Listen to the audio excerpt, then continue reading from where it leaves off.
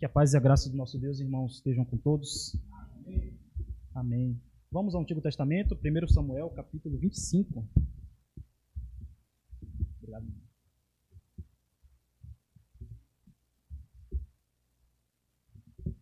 Livro de 1 Samuel, capítulo 25.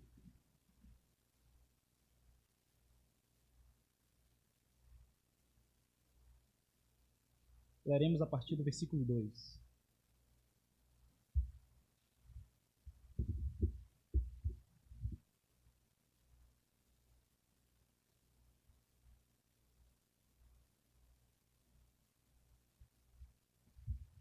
Todos acharam? Diz assim o texto. Havia um homem em Maom que tinha as suas possessões no Carmelo, homem abastado, tinha 3.000 ovelhas e 1.000 cabras, e estava tosqueando as suas ovelhas no Carmelo. Nabal era o nome deste homem, e Abigail de sua mulher. Esta era sensata e formosa, porém o homem era duro e maligno em todo o seu trato. Era ele da casa de Calebe. Ouvindo Davi no deserto que Nabal tosqueava as suas ovelhas, enviou 10 moços e lhe disse: Subi ao Carmelo, ide a Nabal, perguntai-lhe em meu nome como está. Direis àquele próspero: Paz seja contigo, e tenha paz a tua casa, e tudo o que possuís tenha paz. Tenho ouvido que tens tosqueadores.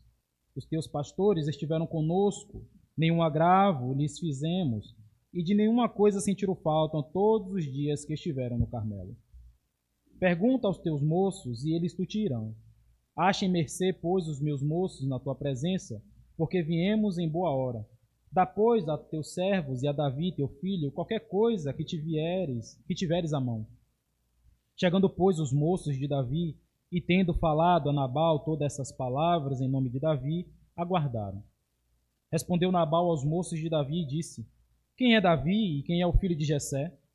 Muitos são hoje em dia os servos que fogem ao seu senhor.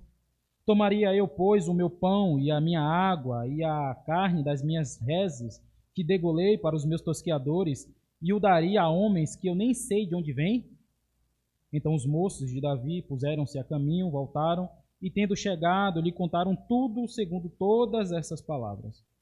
Pelo que disse Davi aos teus homens: Cada um cinja a tua espada. E cada um cingiu a sua espada, e também Davi a sua. Subiram após Davi uns 400 homens, e 200 ficaram com a bagagem. Nesse meio tempo, um dentre os moços de Nabal o anunciou a Abigail, mulher deste, dizendo: Davi enviou do deserto mensageiros a saudar o nosso senhor, porém este disparatou com eles. Aqueles homens, porém, nos têm sido muito bons, e nunca fomos agravados por eles, e de nenhuma coisa sentimos falta em todos os dias do nosso trato com eles. Quando estávamos no campo, de muro em redor nos serviram, tanto de dia como de noite, todos os dias que estivemos com eles apacentado as ovelhas. Agora, pois, considere e vê o que hás de fazer, porque já o mal está de fato determinado contra o nosso Senhor e contra toda a sua casa, e ele é filho de Belial, e não há quem lhe possa falar. Então Abigail tomou toda à pressa 200 pães, 2 odres de vinho, 5 ovelhas preparadas, 5 medidas de trigo tostado, 100 cachos de passas e 200 pastas de figos, e os pôs sobre os jumentos. E disse aos seus moços: Ide adiante de mim, pois vos seguirei de perto. Porém nada disse ela a seu marido Nabal. Enquanto ela, cavalgando um jumento, descia, encoberta pelo monte, Davi e seus homens também desciam, e ela se encontrou com eles. Ora, Davi dissera: Com efeito, de nada me serviu ter guardado tudo quanto este possui no deserto, e de nada sentiu falta de tudo quanto lhe pertence. Ele me pagou mal por bem. Faça a Deus o que lhe aprouver aos inimigos de Davi, se eu deixar ao amanhecer um só do sexo masculino dentre os seus. Vendo, pois, Abigail a Davi, apressou-se, desceu do jumento e prostrou-se sobre o rosto diante de Davi, inclinando-se até a terra. Lançou-se-lhe aos pés e disse: Ah, Senhor meu, cai a culpa sobre mim. Permite falar a tua serva contigo e ouve as palavras da tua serva. Não te importe o meu senhor com este homem de Belial, a saber, com Nabal, porque o que significa o seu nome, ele é. Nabal é o seu nome, e a loucura está com ele. Eu, porém, tua serva, não vi os moços de meu senhor que enviaste. Agora, pois, meu senhor, tão certo como vive o Senhor e a tua alma, foste pelo Senhor impedido de derramar sangue e de vingar-te por tuas próprias mãos. Como Nabal, com Nabal sejam os teus inimigos e os que procuram fazer mal ao meu senhor. Este é o presente que trouxe a tua serva ao meu senhor. Seja ele dado aos moços que seguem ao meu senhor.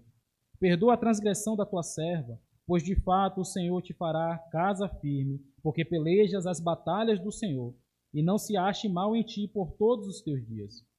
Se algum homem se levantar para te perseguir e buscar a tua vida, então a tua vida será atada no feixe dos que vivem com o Senhor, teu Deus. Porém, a vida de teus inimigos, este a arrojará como se a atirasse da cavidade de uma funda. E há de ser que, usando o Senhor contigo, segundo tudo o que bem tem dito a teu respeito, e te houver estabelecido príncipe sobre Israel. Então, meu Senhor, não te será por tropeço, nem por pesar ao coração o sangue que sem causa vieres a derramar, e o te haveres vingado com as tuas próprias mãos. Quando o Senhor te houver feito bem, lembrar-te-ás da tua serva.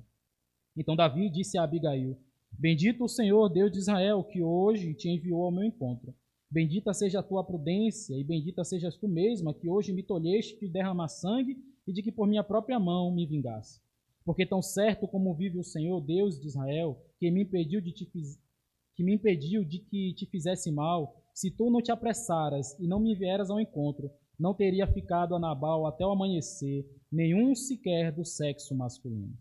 Então Davi recebeu da mão de Abigail, que esta lhe havia trazido, e lhe disse: Sobe em paz à tua casa, bem vês que ouvi a tua petição, e ela a atendi. Palavra do Senhor, irmãos, que o bom Deus possa aplicá-la em nossos corações.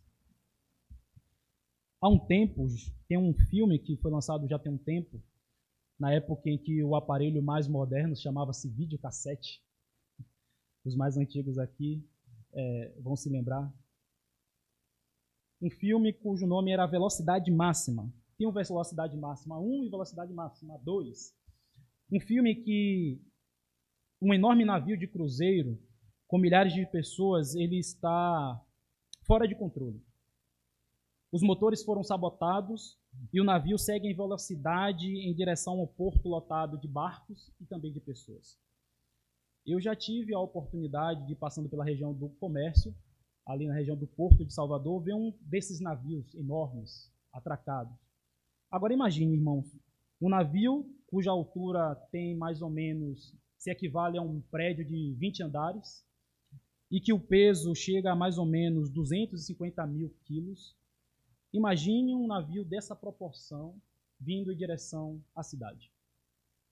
Imagine o estrago. Imagine a destruição. Imagine o horror que isso não iria causar. Este é um bom exemplo para ilustrar, irmãos, aquilo que iria acontecer, o estrago que Davi irá causar a Nabal e a toda a sua casa. Esse episódio, irmãos, o episódio que nós acabamos de ler, Davi e Nabal e essa mulher prudente, Abigail, ocorre nos dias em que Davi estava passando por períodos turbulentos. Davi estava sendo implacavelmente perseguido por Saul. Ele agora está refugiado no deserto de Parã, isolado, fugindo de uma perseguição, como eu falei, implacável de Saul, o rei, o seu maior inimigo até então. Ele, sem sustento, sem abrigo, juntamente com os seus homens, aproximadamente 600 homens. Durante esse período, ele e o seu grupo protegeram os pastores e o rebanho de um homem que nós acabamos de identificar como Nabal. Um homem que era da casa de Caleb e que ficava ali na região de Maom, no Carmelo, cidades que ficavam nas colinas de Judá, perto do Monte de Hebrom. Esse texto, irmãos, ele é mais do que um relato sobre o estado ou uma história de Davi. Esse texto é um reflexo do comportamento humano. Esse texto é uma ilustração de como é o homem na sua essência, no seu comportamento, nas suas atividades. De como o homem pode ser arrogante e ingrato. De como o homem ele pode agir de forma impulsiva no calor das emoções. E esse texto também é um reflexo da necessidade de um intercessor que saiba agir com prudência em momentos de conflito. Além disso, irmãos, esse texto ele pode relatar e ilustrar a reação, ou melhor, a condição humana diante de Deus. Nabal, ele pode ser considerado, na verdade, ele é um homem tolo, arrogante, que rejeita a graça, mas também ele representa toda a humanidade decaída e afastada de Deus. Davi, o servo impetuoso, que quase comete um erro, ele também pode representar aqui a figura da ira justa de Deus contra o pecador. E Abigail, que é uma mulher sábia, prudente e intercessora, mas também ela aqui representa um tipo de Cristo, que se coloca entre o juízo e o pecador e assume a culpa no lugar do outro. Dito isso, irmãos, eu quero meditar com os irmãos sobre o seguinte título: o tolo, o impulsivo e o intercessor, e vermos com a graça de Deus quais lições nós podemos extrair para as nossas vidas. A primeira consideração a se fazer é que o tolo, ele desdenha da bondade. Eu tive, como o texto é um tanto quanto extenso, eu fiz a divisão dele em 3 partes. O versículo 2 ao 11 vai mostrar justamente essa relação de Davi com Nabal. Mas o verso que eu quero destacar é o verso 10 e 11, que diz assim: Respondeu Nabal aos moços de Davi e disse: Quem é Davi e quem é o filho de Jessé? Muitos são hoje em dia os servos que fogem ao seu senhor. Tomarei, pois, eu o meu pão e a minha água e de carne das minhas reses, que degolei para os meus tosqueadores, e daria a homens que eu não sei de onde vêm? Nós vimos aqui algumas características desse homem, irmãos. Nabal, ele é um homem rico. Diz o texto logo no início que ele tinha 3.000 ovelhas, 1.000 cabras, mas ele possuía um caráter que era o retrato fiel do significado do seu nome. O texto no original vai se referir à tradução de Nabal como um homem louco, um homem insensato, um homem tolo. Ele faz jus exatamente a esse nome. Ele é rico, mas é mesquinho. Ele é poderoso, mas é ingrato. Casado com uma mulher sábia, mas que não a escuta. Um homem duro e maligno em todo o seu trato. A Bíblia diz que Nabal ele era da casa de Caleb. Nós vamos recordar que Caleb foi um dos espias fiéis enviados por Moisés à terra de Canaã, um servo temente a Deus. Mas, de fato, o fato de Nabal ser da casa de Caleb, irmãos, não garantiu a ele mesmo o caráter e a salvação daquele homem. Isso é uma advertência, uma observação que o texto nos faz, pelo fato de Caleb ser um referencial dentro desse lar, dessa casa. Isso não indica que a sua descendência ela também seguiria os seus passos.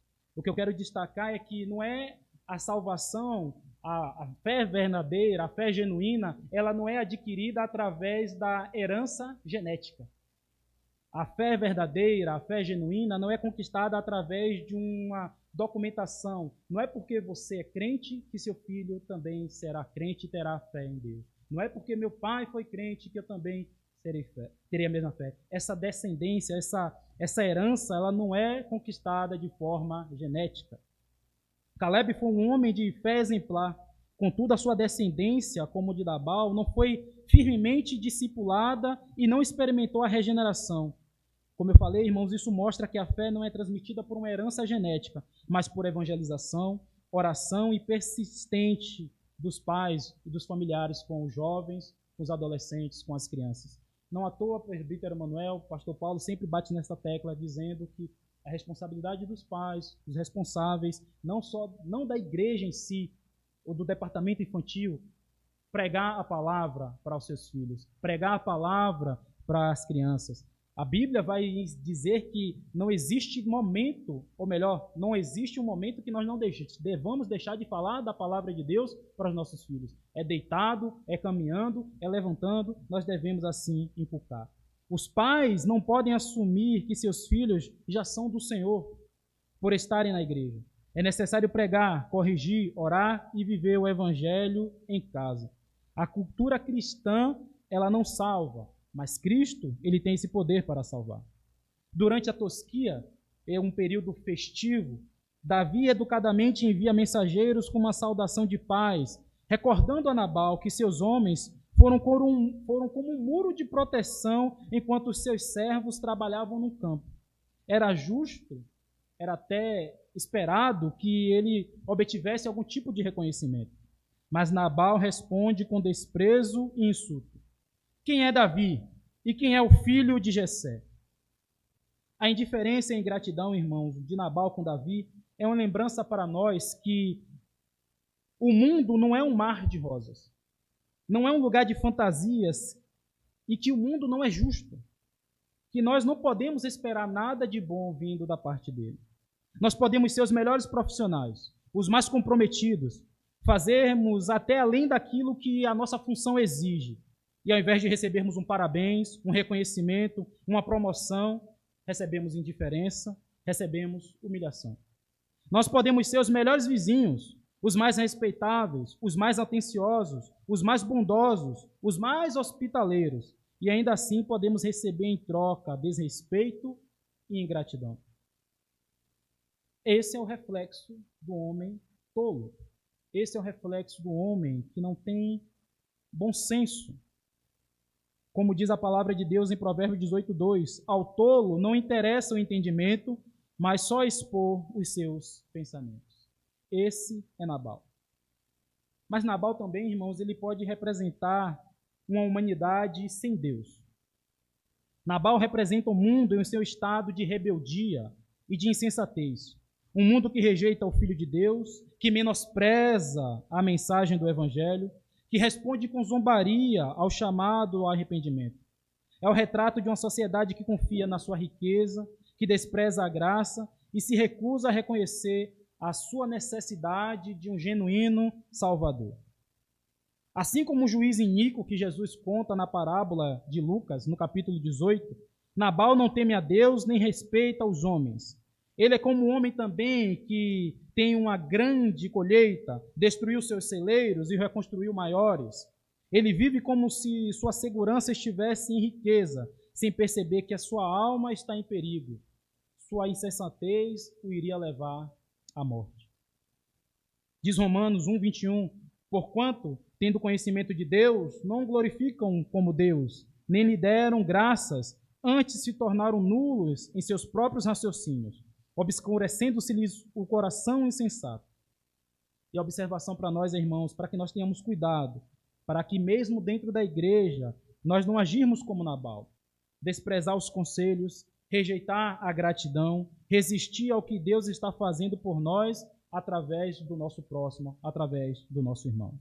Que Deus nos livre de ter esse espírito, esse comportamento de tolo como teve Nabal. O segundo personagem representado aqui por Davi, eu destaquei como o servo impetuoso, o servo impulsivo, dominado pela ira. Nós vamos ver isso nos versos 12 ao 22, mas eu quero destacar justamente o verso 13, em que Davi, ao receber a notícia dos seus emissários, diz o seguinte: pelo que disse Davi aos seus homens, cada um cinge a sua espada, e cada um cingiu a sua espada, e também Davi a sua. Subiram após Davi uns 400 homens, e 200 ficaram com a bagagem. Ao ouvir a ofensa, Davi reage com fúria. Ele que dias antes havia poupado Saul por temor ao Senhor, agora quer derramar sangue por uma afronta pessoal. Se nós voltarmos ao capítulo 24, irmãos, nós vamos ver a experiência de Davi com Saul, seu perseguidor implacável. Saul, nessa perseguição, nos desertos, nas vales, nas montanhas, para e vai para uma caverna fazer suas necessidades. E é justamente nessa caverna que Davi está escondido. Os homens de Davi, ao ver aquela situação, disseram: o Senhor colocou Saul em suas mãos, Davi. Davi tinha toda a oportunidade de ali acabar com a vida do seu maior perseguidor. Mas Davi não tem essa atitude. Ele reconhece Saul como ungido de Deus e ele sabia que era Deus que iria tratar com o próprio Saul. Davi pega a sua espada e corta um pedaço da orla das vestes, da capa de Saul, e momentos depois ele mostra, dando a entender, se eu quisesse, eu poderia ter acabado com sua vida. Mas aqui, irmãos, ele demonstra essa impetuosidade, essa fúria. Davi, o homem segundo o coração de Deus, que se esquece, aqui nesse momento, ele se esquece por um momento da graça que ele mesmo praticou dias atrás com o próprio Saul. Ele havia poupado Saul, seu inimigo mortal, mas agora quase derrama sangue por causa de uma afronta pessoal. Ele age como um servo ferido que quer justiça. Mas o interessante é que a justiça segundo o nosso coração ferido não é a justiça segundo o coração de Deus. Tiago vai dizer que a ira do homem não opera a justiça de Deus. O que se ira facilmente fará loucuras, diz também em Provérbios. E aí algumas aplicações já para nós, irmãos, quanto igreja. Quantas vezes nós estamos certos até por motivo, mas erramos na atitude. Como Davi podemos ser levados pela emoção, pela ira e pelo impulso.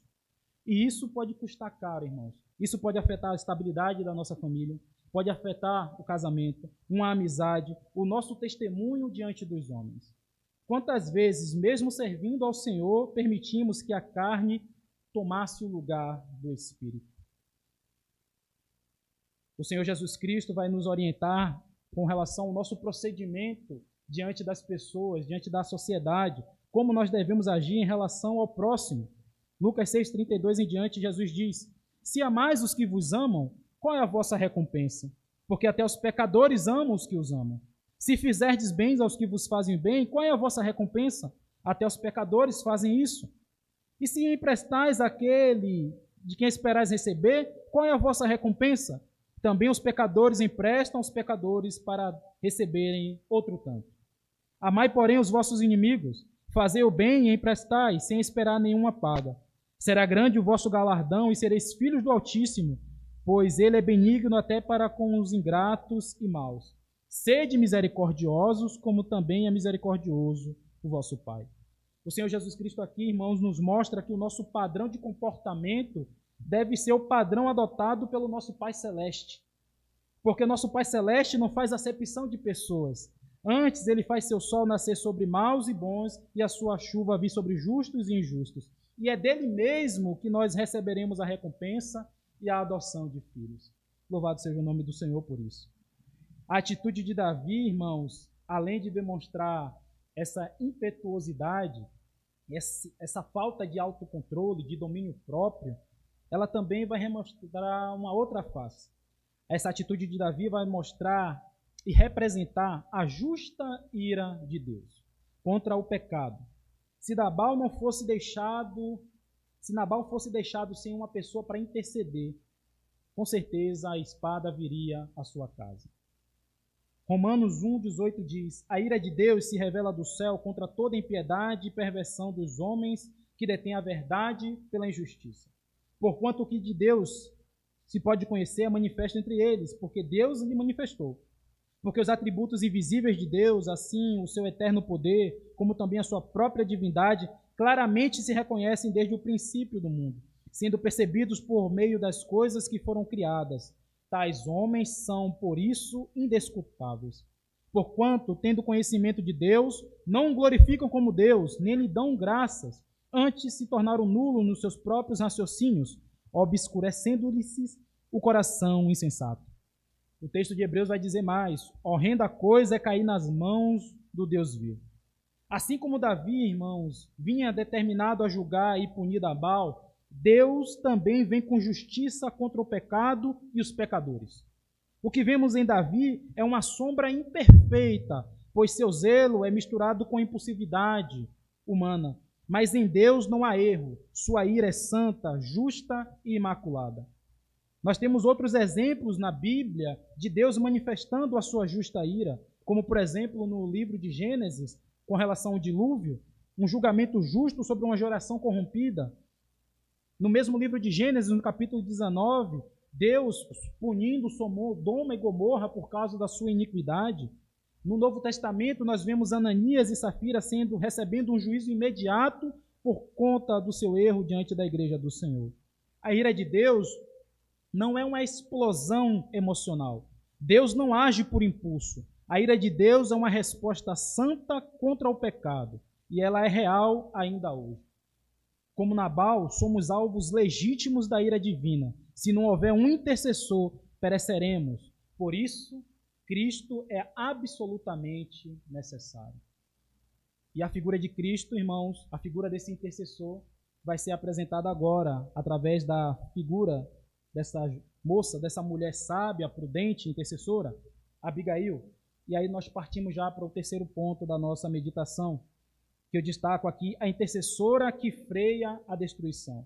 Dos versos 23 ao 35, mas eu quero dar destaque ao verso 23 e 24, que diz assim: Vendo, pois, Abigail a Davi, apressou-se, desceu do jumento e prostrou-se sobre o rosto diante de Davi, inclinando-se até a terra.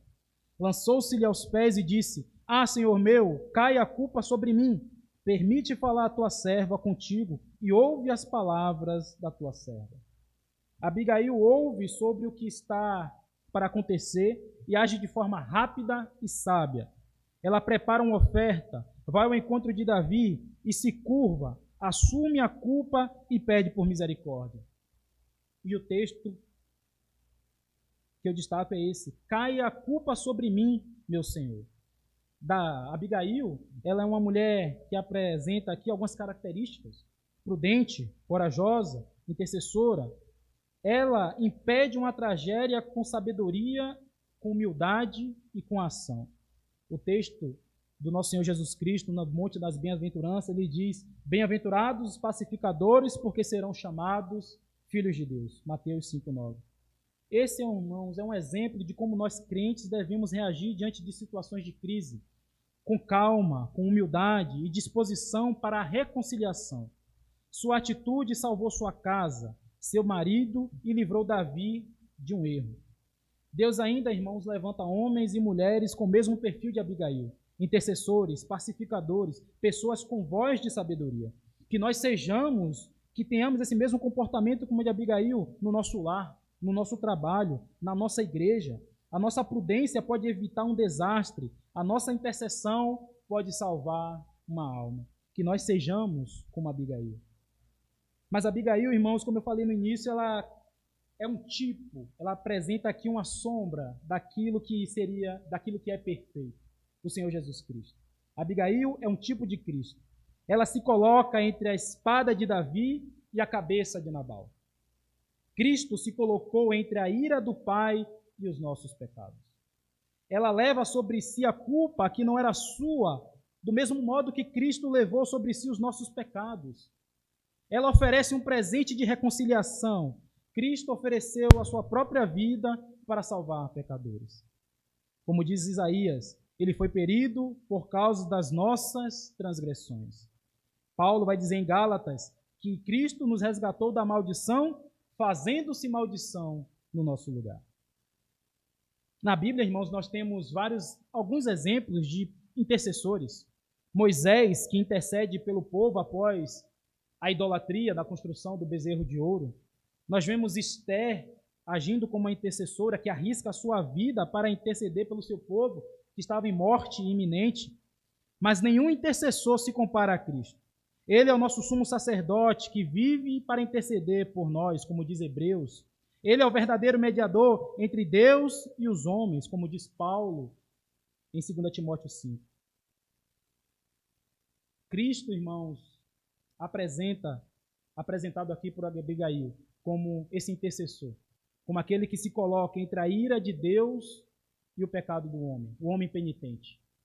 Cristo é aquele que se coloca diante daquele navio que vem em toda velocidade, pronto para causar a maior destruição. E esse navio é o justo e santo Deus. Ele se coloca diante de Deus, recebe na cruz do Calvário toda a justiça, toda a culpa, toda a punição por causa do meu e do seu pecado. Diante disso, irmãos, diante desses exemplos, desses perfis, quais nós podemos nos encaixar? Em qual perfil nós nos encaixamos? Será que nós somos e agimos como Nabal? Temos momentos de tolice, agimos com insensatez? Somos impetuosos nos nossos procedimentos, nas nossas palavras, como Davi? Ou temos a prudência, a sensibilidade, a intercessão, a sabedoria de Abigail? Diante disso, irmãos, eu quero fazer algumas observações. Cuidado, irmãos, para que nós não tenhamos o mesmo comportamento de Nabal dentro da igreja do Senhor. Quando nós desprezamos a palavra que é pregada, quando nós resistimos à exortação, nós nos tornamos ingratos àqueles que servem. Estamos repetindo a insensatez de Nabal. A arrogância espiritual ela é tão perigosa quanto a arrogância do mundo. Segundo, o perigo de nós sermos impulsivos mesmo sendo crente. Davi era um homem segundo o coração de Deus, mas quase cometeu um erro irreparável, se deixando dominar pela fúria. Precisamos vigiar o nosso coração. Nem toda a justiça que sentimos é justiça de fato. Se somos reativos e revidamos a toda a injustiça, a todo insulto que os homens nos fazem, estamos dando claro sinal de que a carne está nos dominando e não o espírito, e que não estamos seguindo o mesmo modelo de Cristo. Porque Pedro diz em sua carta: porquanto para isto mesmo fostes chamados, pois que também Cristo sofreu em vosso lugar, deixando-vos exemplo para seguirdes os seus passos, o qual não cometeu pecado, nem dolo algum se achou em sua boca, pois ele, quando ultrajado, não revidava com ultraje, quando maltratado, não fazia ameaças, mas entregava-se àquele que julga retamente. Porque estáveis, desgarrados, ou melhor, carregando ele mesmo no seu corpo, sobre o madeiro, os nossos pecados, para que nós, mortos para os pecados, vivamos para a sua justiça. Por suas chagas fostes sarados. Porque estáveis desgarrados como ovelhas, agora, porém, vos converteste ao pastor e bispo da vossa alma. Se nós nos deixamos dominar pela impulsividade, reagimos com os nossos irmãos hoje de fora, de maneira impetuosa, sem o autodomínio, demonstramos que o Espírito Santo não está nos dominando. Porque um do fruto do Espírito é exatamente esse, o domínio próprio. E nós não estamos nos parecendo com Cristo. É tanto que o apóstolo Paulo diz: sejam meus imitadores, porque eu também sou de Cristo. E uma recomendação, irmãos, sejamos como Abigail. A igreja do Senhor, ela precisa de pessoas prudentes, corajosas, intercessoras, dispostas a evitar tragédias espirituais com atitudes sábias e humildes. Provérbios diz, no capítulo 15, verso 1, que a resposta branda, ela desvia o furor. Cristo, esse é o modelo de força do crente. Se Abigail aponta para Cristo, nós, como seus discípulos, somos chamados a imitá-lo em amor, perdão e intercessão. Toda atitude, sabedoria e reconciliação tem como fonte o Espírito de Cristo em nós. E aí eu repito o versículo, Paulo dizendo: sejam meus imitadores, porque eu também sou de Cristo.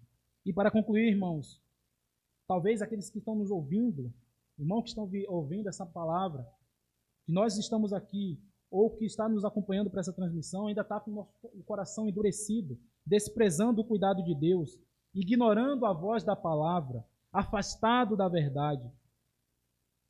Esse contexto, irmãos, diz que a ira de Deus está vindo.